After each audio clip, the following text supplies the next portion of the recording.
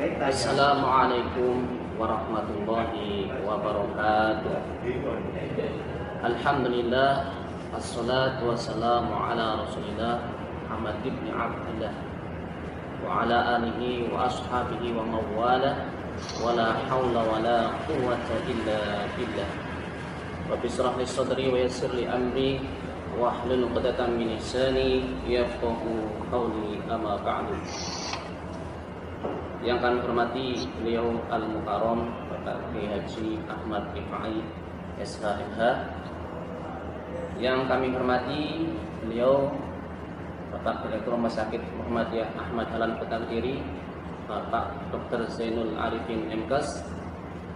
Yang kami hormati beliau Wakil Direktur Rumah Sakit Muhammadiyah Ahmad Dahlan Kota Kediri, Bapak Edi Yusuf MKes dan Ibu Dr. Dewi, dan para pejabat struktural Rumah Sakit Muhammadiyah Ahmad Dahlan Kota Kediri, serta seluruh karyawan-karyawati Rumah Sakit Muhammadiyah Ahmad Dahlan Kota Kediri. Baiklah Bapak Ibu yang dirahmati Allah SWT, marilah acara pengajian di pagi hari ini kita buka dengan bacaan Bismillah. Bismillahirrahmanirrahim. Kemudian pembacaan ayat suci Al-Quran yang akan dibacakan oleh adik kita dari Panti Asuhan Putra Muhammadiyah, yakni adik Nugroho. Pada adik Nugroho dipersilakan.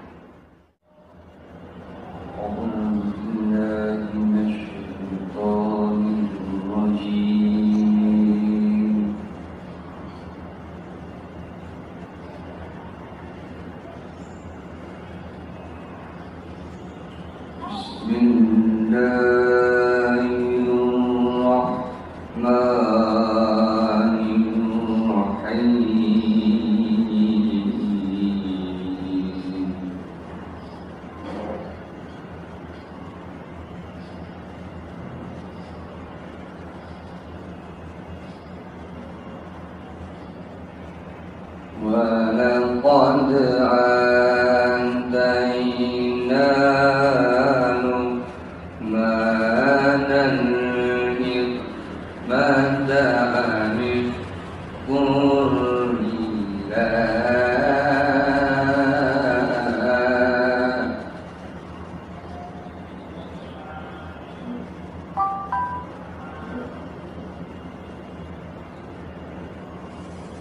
وَمَنْ يَشْكُرْ فَإِنَّمَا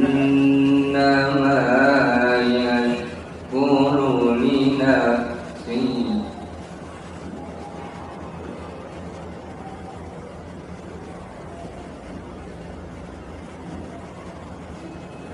وَمَنْ كَفَرَ فَإِنَّ اللَّهَ غَنِيٌّ حَمِيدٌ.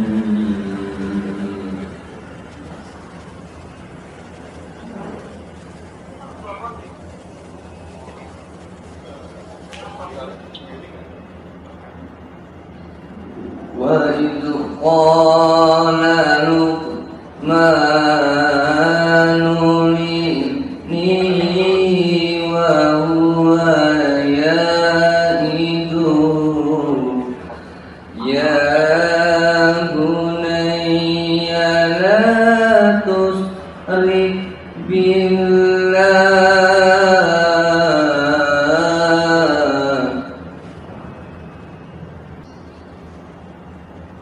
إِنَّ الشِّرْكَ لَظُلْمٌ عَظِيمٌ.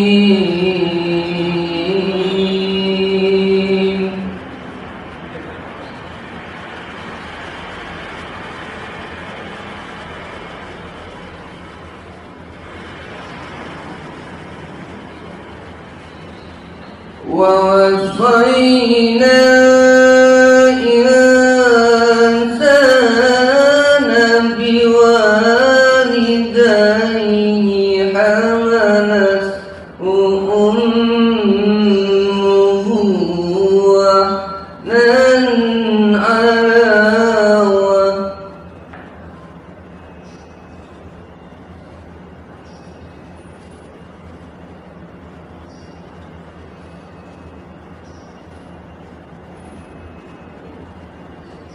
ووصينا الإنسان بوالديه حملته أمه وحنا على وهن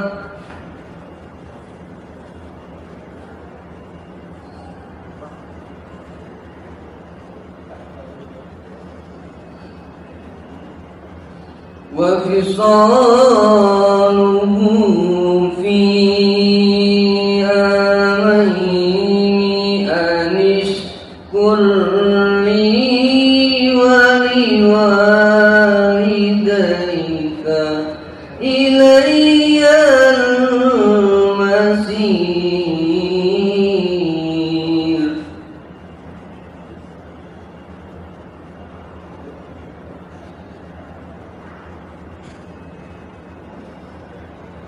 وفصاله في عامين أن اشكر لي ولوالديك إلي المصير. صدق Allahul Azim. Yang ketiga yaitu tausiah yang akan disampaikan oleh beliau Haji Ahmad Ibrahim SHMH, yang dimana terdapat beberapa tanya jawab seputar kurban yang kami tampung dari karyawan rumah sakit Ahmad dalam kota ini. Kepada beliau Bapak Haji Ahmad Ibrahim dan silakan. Assalamualaikum warahmatullahi wabarakatuh. Bismillahirrahmanirrahim. Alhamdulillahirabbil alamin. Wa sallallahu wa sallim ala habibina Muhammad wa ala alihi wa sahbihi ajma'in. Amma ba'du. Para ibu dan bapak sekalian yang saya hormati, sangat saya ingin membicarakan mengenai masalah kurban di dalam syariat Islam. Sebenarnya masalah kurban itu telah ada sejak adanya manusia. Korban yang pertama kali terjadi adalah korban yang dilakukan oleh Qabil dan Habil, putra Nabi Adam. Dalam Al-Quran surat Al-Ma'idah, Allah berfirman, "Watlu alaihim naba'a bnai Adam bil haqqi idh qarraba qurbana fatuqbila min ahadihima wa lam yutaqabbal minal akhar. Qala la aqtulannaka qala innama yataqabbalullahu minal muttaqin." Ceritakan Muhammad dengan sebenar-benarnya tentang kedua putra Adam yang berkorban. Salah seorang dari putra Adam itu korbannya diterima dan yang lainnya tidak diterima. Berkatalah yang korbannya tidak diterima, bahwasanya aku akan membunuh kamu. Dan berkata yang korbannya diterima hanya kepada Allah dan hanya korbannya orang bertakwa saja yang diterima oleh Allah. Disitulah terjadi perkelahian. Si kakak yang namanya Qabil membunuh adiknya sendiri yang bernama Habil. Nah sekarang mari kita bicarakan kenapa korbannya Habil diterima dan korban Qabil tidak diterima. Ketika diperintah untuk berkorban, Habil ini seorang peternak. dia memilih kambing yang terbaik untuk korban. Karena ini untuk Allah. Sementara si Qabil, dia seorang petani, dia menghimpun buah-buahan yang nyaris sudah hampir membusuk. Alasannya yang penting berkorban. Itulah alasan orang sekarang, yang penting sah, itu berbahaya. Qabil cuma berpikir yang penting berkorban. Karena untuk Allah dilakukan seadanya. Sementara yang Habil untuk Allah diberikan yang terbaik. Tentu saja yang terbaik itulah yang diterima oleh. Maka tidak terima Qabil, akhirnya Habil. Nah, ini ada pelajaran di dalam,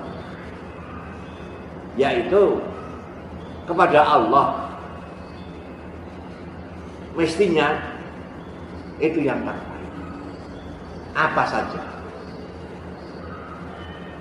Jangan asal sah, atau yang penting gugur kewajiban. Itu tidak akan merubah kualitas kita sebagai hamba Allah. Ini pelajaran dari peristiwa Qabil dan Habil. Kemudian Al-Quran juga menjelaskan telah terjadi korban, yaitu Nabi Ibrahim menyembelih putranya sendiri yang bernama Ismail. Nah, ayatnya ada di dalam surat Shofat. Rabbi habli minas solihin fabasyarnahu bihulamin halim. Falamma balagha ma'ahu sa'ya qala ya bunayya inni ara fil manami anni azbahuka fanzur madza tara. Qala ya abati fa'al ma tu'maru satajiduni insyaallahu minas sabirin.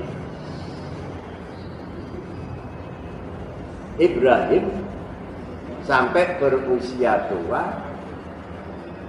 selalu memohon kepada Allah supaya diberi anak, dan tak kunjung dikabulkan doa. Ketika menginjak usia sudah mulai tua, barulah diberi anak yang sangat penyantun, diberi nama Ismail. Ketika Ismail itu menjadi anak yang remaja, datanglah wahyu pada mimpi Ibrahim supaya Ibrahim menyembelih anak. Ibrahim pun berkata kepada anak, bagaimana pendapat kamu? Si anak pun dengan tegas mengatakan, wahai bapakku, laksanakan apa yang diperintahkan oleh Allah. Insya Allah engkau akan menjumpai diriku orang yang tabah. Nah, para ibu dan bapak sekalian yang saya hormati, rupanya kedua orang ini sudah berserah diri total kepada Allah. Dalam kalimat falamma aslama watallahu lil jabin. Jadi kedua orang ini sudah berserah diri kepada Allah untuk melaksanakan perintah ini. Ismail pun diterlentangkan di atas batu. Pedang pun siap menggorok leher Ismail. Ternyata ketika leher itu digorok secara nyata oleh Ibrahim, Allah menggantinya dengan seketika. Di situ ada suara, ya Ibrahim qad saddaqtar ru'ya. Hai Ibrahim, kau benar-benar telah membenarkan mimpi. Wa fadainahu bidibin adim, dan kami ganti dengan sembelihan yang agung. Rupanya Allah mengganti Ismail dengan domba besar dari surga. Maka di sini kita juga bisa mengambil pelajaran. Jadi Nabi Adam tadi kita punya pelajaran, sekali-kali persembahan untuk Allah jangan dilakukan dengan pemikiran yang penting sah atau yang penting gugur kewajiban. Karena pola seperti ini tidak memperbaiki kualitas diri kita. Dari peristiwa Ibrahim dan Ismail ini, maka pelajaran yang sangat penting yang bisa kita ambil adalah mengenai konsep cinta dalam Al-Quran. Ibrahim sangat cinta kepada Ismail. Itu satu-satunya anak. Waktu itu Ishak belum lahir. Diminta oleh Allah, maka ikhlas anaknya disebut. Maka pelajarannya bahwa Ibrahim cinta kepada Ismail, tapi cintanya kepada Allah di atas segala cintanya. Hajar juga cinta kepada Ismail karena anak semata wayang. Dan dia sangat penurut, bisa membantu kedua orang tua. Sebenarnya Hajar punya alasan untuk menolak. Alasannya apa? Karena sebelum Ibrahim datang itu kira-kira 15 tahun dia tidak mengunjungi anaknya. Tidak mengurusi nafkah lahir batin Hajar. Anaknya pun diterlantarkan. Tahu-tahu datang-datang ingin menyembelih anaknya.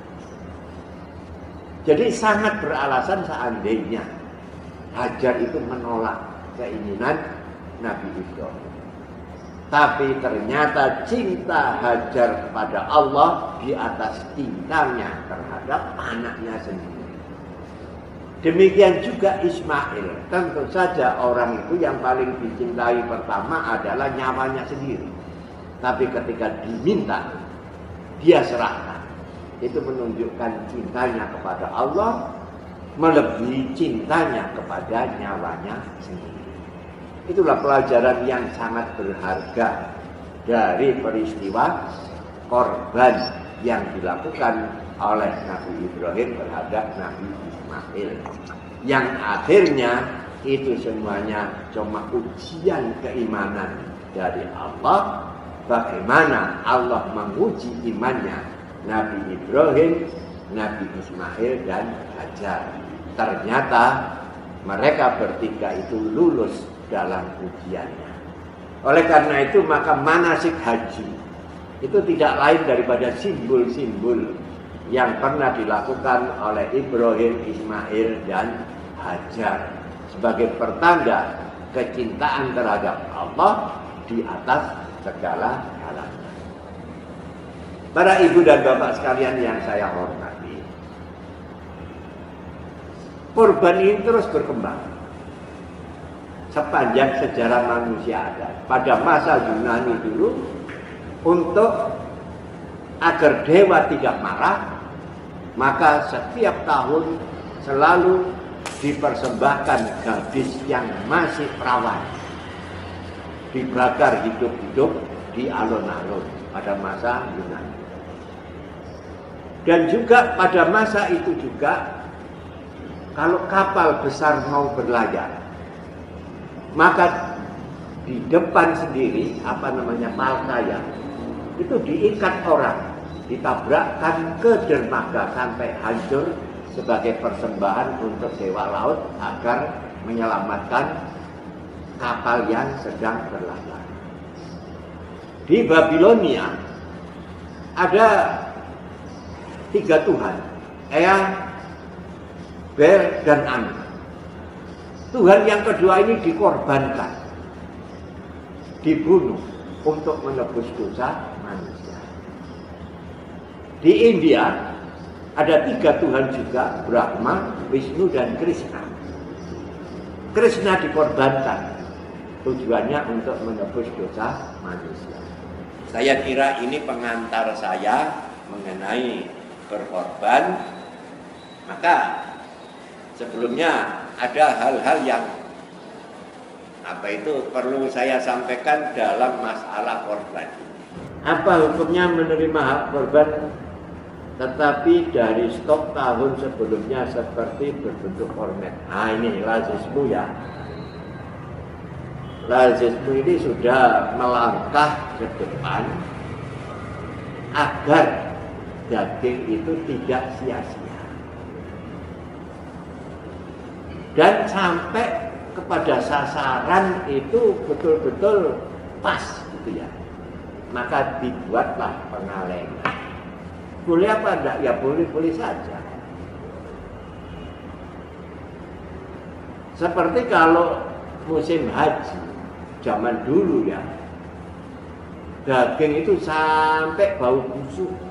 Di Jabal Korban itu nyembelih buang, nggak ada yang makan. Itu kan mubadzir. Maka ada ide dikalengkan. Itu bisa dikirim ke Somalia, bisa dikirim ke wilayah-wilayah Afrika yang kelaparan, kan lebih bermanfaat, lebih sampai kepada sasaran. Dan Muhammadiyah ini sudah memulai. Saya sudah mencicipi gitu ya. Saya kan kebetulan jadi Dewan Syariah Lazismu Kota Kediri. Kemarin saya coba bagaimana sosialisasi zakat untuk Perserikatan Muhammadiyah ini. Salah satu di antaranya itu ada usaha ini, pengalengan. Jadi rendang Muhammadiyah. Enak ya. Ini Pak Pujian ikut mencicipi kemarin. Jadi boleh-boleh saja. Jadi manfaat itu asas daripada hukum Islam. Seperti ketika puasa-puasa bicara tentang apa itu transaksi ya, hukum transaksi ya. Selalu ada asas manfaat. Selalu ada asas maslahat. Itu Islam itu yaitu manfaat, maslahat itu. Makanya sampai ada kaidah ainama tujadu maslahah fabihi syariah. Di mana saja dalam kehidupan itu yang menimbulkan kemaslahatan dan kebaikan, itu sebenarnya maksud daripada syariah. Ya.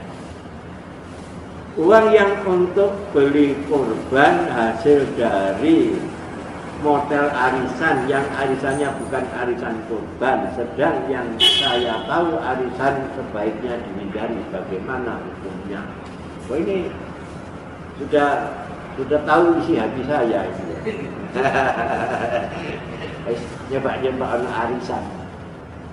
Jadi begini, umum saja, nggak perlu arisan.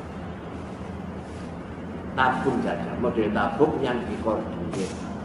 Itu lebih tampak manfaatnya dan semangat apa itu takwa itu muncul gitu.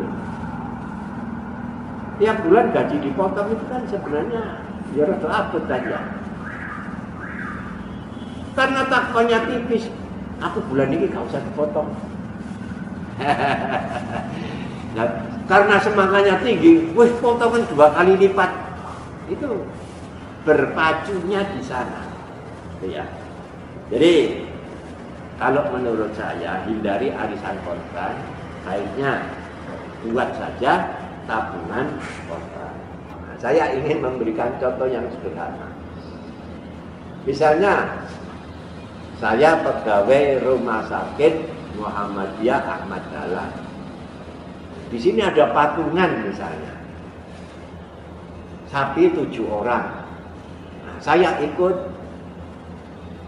maka di sini kok kebetulan anggota saya itu yang laki-laki cuma saya saja, selebihnya perempuan. Kebetulan istri kita itu juga jadi pegawai, ya dia itu jadi guru. Di sekolahannya juga urunan korban. Kebetulan anggota istri saya itu yang 6 laki-laki, ya. Jadi yang perempuan cuma istri saya. Di sini saya dengan anggota saya di 6 perempuan. Pikirannya loh nanti di akhirat bojoku lah goncengan wong liya. Nah itu pikiran mempersulit diri. Saya berpikir, wah istri saya boncengan sampai wong 6 sama guru laki-lakinya. Istri saya pun berpikir, wah suami saya kok sama 6 perempuan perawat KB ayu-ayu. Bukan seperti itu kan hanya khayalan manusia saja. Jadi yang dilihat Allah itu bukan itu, tapi takwa kita kepada Allah. Jadi jangan berpikir oh nanti di akhirat numpak sapi. Numpak sapi kapan nyampe-nya? Wong di sana itu amal itulah yang menyertai kita. Semakin banyak amal kebajikannya maka orang itu cepat terbang ke surga. Nah kalau amalnya sangunya cuma sedikit, ya amit-amit, ya gak teko-teko. Apa mana numpak sapi bisa, koncengan wong 6. Nah, seperti itu. Jadi la tas'alu an asya'a in tubdalakum tasukum, gitu ya, Al-Qur'an surat Al-Maidah. Jangan bertanya tentang sesuatu yang kalau kamu mendapatkan jawabannya justru itu menyulitkan kamu. Allah itu menghendaki kemudahan, tidak menghendaki kesulitan. Nah, oleh karena itu saya kira sampai di sini saja pengantar saya mengenai berkorban ini, dan banyak pertanyaan maka saya ingin menjawabnya. Sampai jam berapa ini panitia? Sampai jam? Oh, saya kira cukup Pak. Apabila bisa, kalau berkorban atas nama keluarga yang sudah meninggal, kalau bisa niatnya bagaimana? Ini ada hadis ini, sampai hadisnya itu. Nabi Muhammad SAW itu pernah berkorban.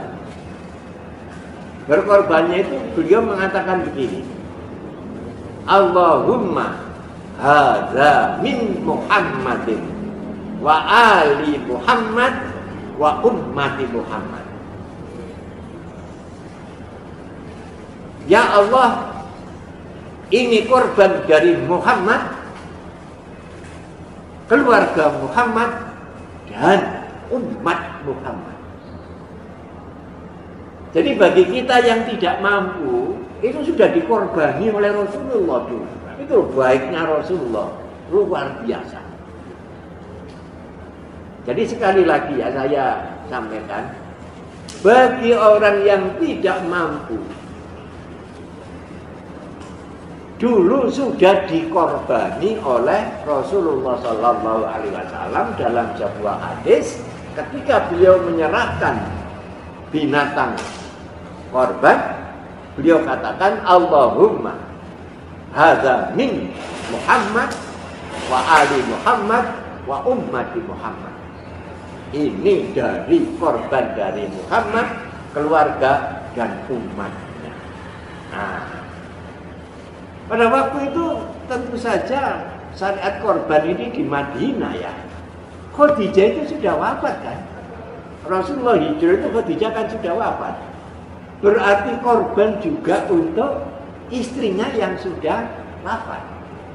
Nah, ini jawabannya. Apakah panitia korban boleh memberikan hak berkorban? Maksudnya ini panitia boleh makan dagingnya apa enggak kan gitu kan? Itu bebas. Kulu wadakhiru watasaddahu.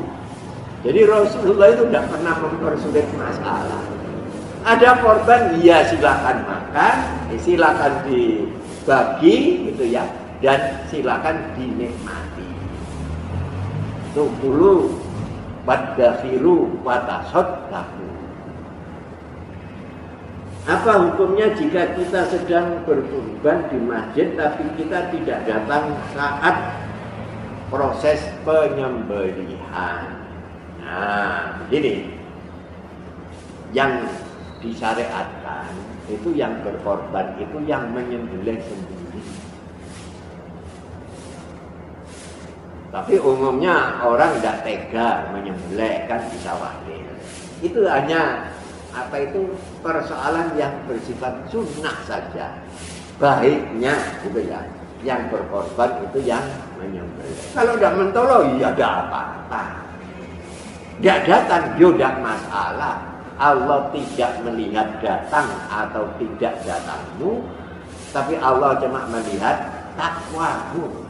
Jadi inti daripada korban itu seperti ayat yang saya baca tadi, la yanalallaha luhumuha wala dimaha walakin yanaluhut taqwa minkum. Allah tidak menerima kiriman daging dan darah korban, tapi Allah mendapatkan takwa pada diri kamu. Jadi tidak datang ketika penyembelihan itu bukan masalah. Tapi kalau datang dan menyembelih sendiri, wah itu lebih bagus. Karena itu yang sunnahnya seperti itu.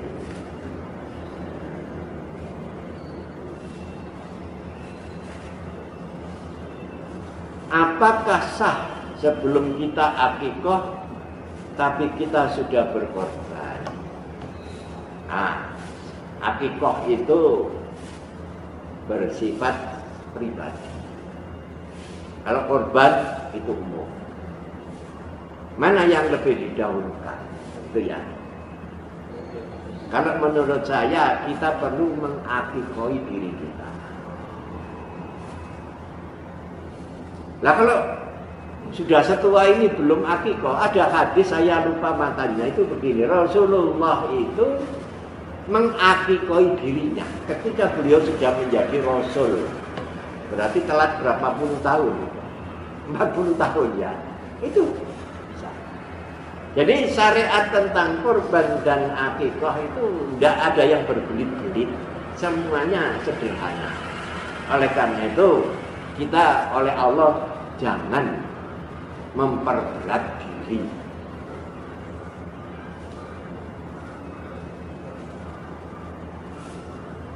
Oleh karena itu saya sarankan ya dari bapak-bapak ibu-ibu kalau punya anak segera diakikah. Karena ada hadis itu dikatakan marhunun bi'aqiqatihi.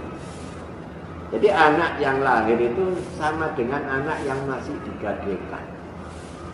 Maka tebusannya marhunun bi'aqiqatihi, tebusannya adalah dengan akikah.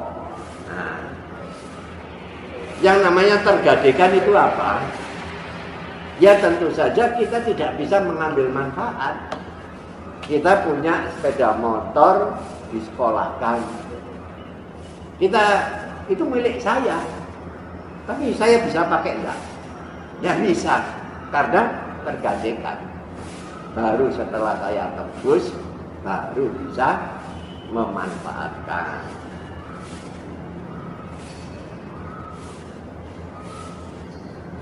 Apakah panitia korban boleh memberikan hak berkorban bila ia berkorban kambing lalu diberi daging sapi dengan alasan secara medis tidak diperbolehkan makan daging kambing? Itu rupanya hipertensi.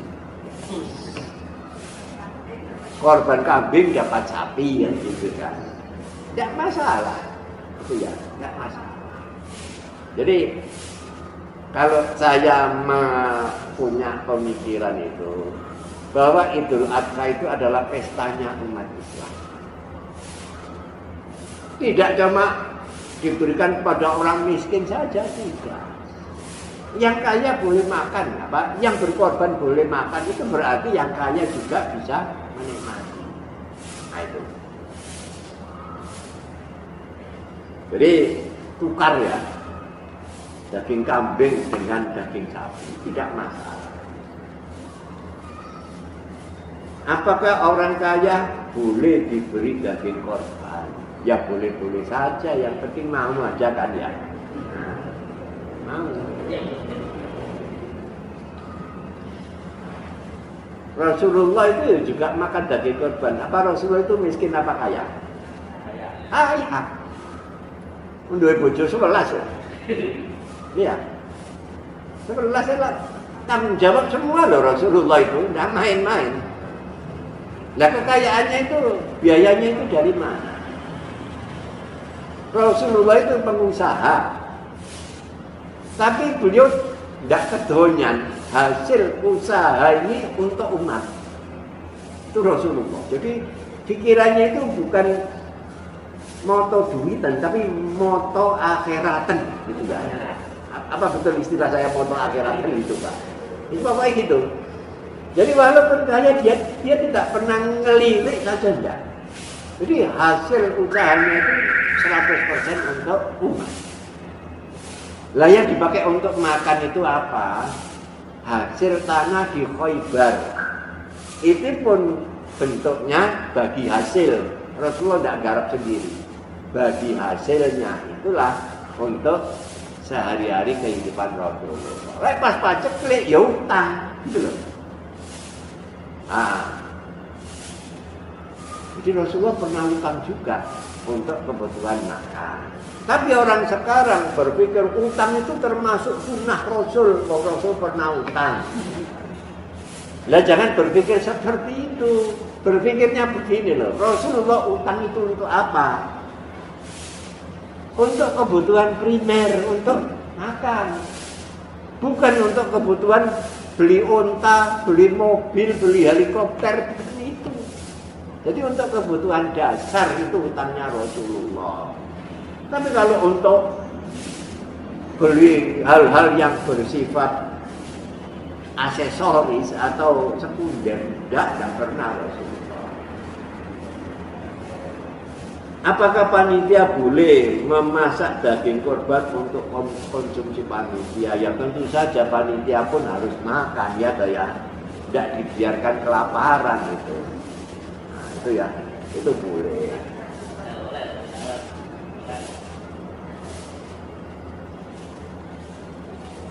Nah, sebelumnya supaya saya tidak lupa ya, ada HP, ada yang masuk di HP saya. Bagaimana arisan korban? Saya anjurkan hidup itu tidak perlu arisan. Sebab arisan itu kan sama dengan hutang, ya toh ya. Hindari hutang. Yang pas itu adalah tabungan korban. Saya di mana-mana itu membuat bentuk jamaah. Apa itu namanya tabungan korban. Jadi saya nyelengi sendiri, tapi di koordinir. Potong gaji saya 1 bulan sekian. Begitu waktunya Idul Adha, kena digawe urunan sapi 7 orang. Lebih baik begitu daripada arisan. Sebab arisan itu sama dengan hutang. Orang yang narik pertama, ya toh ya, maka dia akan tetap bayar sampai habisnya anggota. Yang narik terakhir pun apa itu sama saja dengan mendapatkan suplai. Nggak podo ya mbak, apa jaga nodok kan ya. Nah, jadi saya anjurkan kalau di sini adakanlah bentuk tabungan korban. Sebab menabung itu menurut Abu Hanifah itu wajib. Imam Syafi'i mengatakan sunnah muakkad. Kenapa Abu Hanifah mengatakan wajib? Karena ada hadis. Rasulullah mengatakan siapa yang di Idul Adha ini tidak mau berkorban padahal dia mampu, fala yaqrabanna masjidi hadza. Jangan dekati masjidku ini. Kayak begitu. Makanya Abu Hanifah mengatakan wajib itu. Sementara Imam Syafi'i itu hanya sunnah muakkadah. Jadi itu saran saya ya, buat tabungan korban. Masa seumur-umur gak tahu korban belas ya tak ya? Nah, harus. Itu jadi cita-cita. Saya itu ya juga punya cita-cita walaupun nggak berhasil. Seumur-umur saya ini harus pernah wakaf. Itu cita-cita saya. Maka saya mencoba tak bagian wakaf. Itu saya pensiun belakang. Ibu saya sakit. Entah lebih dari ya sudahlah. Yang penting saya pernah punya niat. Walaupun tidak bisa saya laksanakan. Jadi niat itu sudah ditulis loh ya. Jadi dalam Islam itu ada pelonggaran yang luar biasa. Saya punya niat untuk melakukan kebaikan. Itu sudah dicatat pahalanya. Wah, itu niat asik. Lah kok tidak dilakoni? Ya sudah ada, tidak bisa yang lakukan itu. Kalau saya punya niat buruk, masih niat tidak ada catatan. Baru tertulis ketika kita berbuat. Niat buruk tidak dilakukan dapat pahala. Nah, seperti itulah konsep Islam. Apa hukumnya hewan korban yang sudah diniatkan untuk berkorban tetapi disembelih sebelum tiba waktunya karena sakit? Apakah hukumnya dan apakah sudah mendapatkan pahala korban? Kalau soal pahala itu bukan urusan manusia, ya. Pahala itu urusan Allah. Manusia itu hanya melakukan perbuatan. Secara logika, lawang durung wayahe korban lah kok wis kena corona. Sapine kena corona dibile. Ya namanya belum waktunya ya belum korban itu namanya. Soal hati, soal niatnya itu tentu urusan Allah bukan urusan kita. Ya mudah-mudahan nanti tahun depan dapat rezeki lagi supaya bisa berkorban. Nyawa itu kan tidak bisa diduga-duga ya. Bolehkah kita berkorban selain dengan kambing atau sapi seperti ayam atau sebangsa unggas yang lainnya? Ini ada hadis memang. Saking inginnya berkorban di saat Idul Adha, Ibnu Abbas itu jamak membawa daging. Kalau ditimbang itu kira-kira 1 kilo. Ya Rasulullah, boleh saya berkorban? Rasulullah mengiyakan, boleh. Jadi saking inginnya berkorban tapi tidak punya uang, maka daging sekitar 1 kilo itu oleh Rasul diiyakan. Nah, seperti kita, sudahlah saya berkorban ayam saja. Itu seperti itulah. Yang penting, jadi semua syariat Islam itu yang penting adalah hati. Makanya misi daripada syariat Islam itu kalau kita lihat, yang pertama itu misi tauhid, yang kedua misi akhlak, dan yang ketiga baru hukum. Hukum tanpa akhlak bisa dipakai untuk bolanya. Makanya akhlak di atas hukum. Jadi ya dia ini hukum, ini akhlak. Jadi di bawah akhlak itu. Kenapa kok begitu? Ya contohnya sederhana saja. Pak Samsul Azhar bawa kambing ke sini. Ngomong kepada Pak Pujiono, Mas, ini saya korban kambing 1, terima. Diterima. Sama Mas Pujiono dikorbankan ke sana, korbankan ke sini, korbankan terus keliling. Jadi di sini ada 7 orang yang lagi berkorban. Mestinya kan ada 7 kambing, tapi ini cukup 1 kambing. Itu kan namanya bermain-main soal hukum. Zakat fitrah, Pak Samsul Azhar bawa beras 3 kilo. Diberikan Pak Budiono, saya menyerahkan zakat saya. Ini diserahkan ke sana. Bayar zakat. 7 orang telah membayar zakat fitrah, tapi nyatanya cuma 3 kilo. Zakat mal juga begitu, bisa dimain-mainkan. Saya zakat, saya serahkan kepada Pak Samsul Azhar. Pak, zakat saya ini 1 tahun 10 juta. Saya kasihkan panjenengan 1 juta, nanti kembalikan kepada saya ya. Nanti saya berikan lagi, kembalikan lagi. Pak Samsul Azhar akadnya memberi saya. Akad saya mengeluarkan zakat. Kalau 1 juta 10 kali berarti sudah 10 juta. Berarti beliau memberi saya 10 juta, saya mengeluarkan zakat 10 juta. Tidak no, orang yang keluar cuma 1. Itu namanya hukum tanpa akhlak. Manakah yang lebih utama, korban untuk diri sendiri atau diwakilkan ke orang lain? Misal berkorban untuk orang tua sementara diri sendiri belum berkorban. Ini begini, ini ada solusi yang luar biasa. Jadi begini,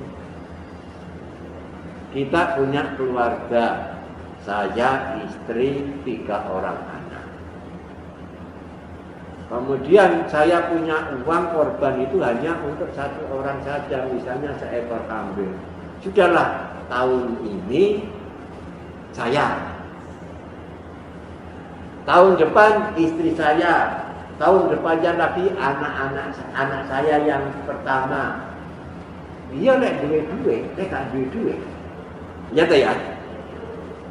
Maka ketika kita punya, maka sebaiknya saya hari ini berkorban, keluarga Ahmad Rifai, berarti wong 5. Tahun depan saya sekeluarga berkorban. Itu boleh apa enggak? Ya boleh, hadisnya jelas kayak yang saya bacakan. Jadi ini jawaban saya seperti itu. Jadi tidak usah antri. Situ-situ, ini bapak, ini ibu, ini lebih baik ini keluarga Pak Samsul Azhar, selesai. Ya. Sahkah berkorban sebelum akikah dan bolehkah berkorban dan akikah digabungkan? Wah, ini pada ayat Senin Kemis pas Yaumul Bid. Itu begini. Akikah dengan korban itu 2 file yang berbeda. Ya tak ya? Filenya lain. Zakat fitrah dengan zakat sama-sama zakatnya tapi filenya berbeda. Nah kalau filenya berbeda dipaksakan masuk apa bisa enggak? Cara komputer kan enggak mau kan. Itulah akikah dan korban. Jadi ya dulukan sajalah kalau belum akikah dulu. Nah para ibu dan bapak sekalian yang saya hormati, waktu sudah habis, kurang lebihnya saya mohon maaf. Maka terakhir yang bisa saya sampaikan bahwa Allah ingin melihat takwa kita. Allah tidak mendapat kiriman daging dan darah dari binatang yang kita korbankan. Hanya takwa inilah yang ingin Allah saksikan dari hati. Barangkali ini saja, kurang lebihnya mohon maaf. Wassalamualaikum warahmatullahi wabarakatuh.